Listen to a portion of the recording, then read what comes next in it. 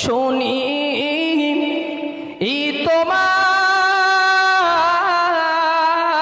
নাম, কলেমায় পড়ি তোমার নাম, নামাজে দিগ প্রিয় তোমাকে সালাম,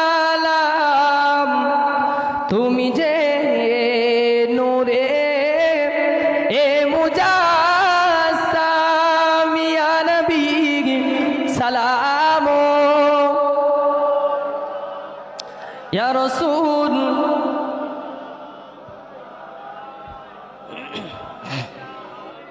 সালাম।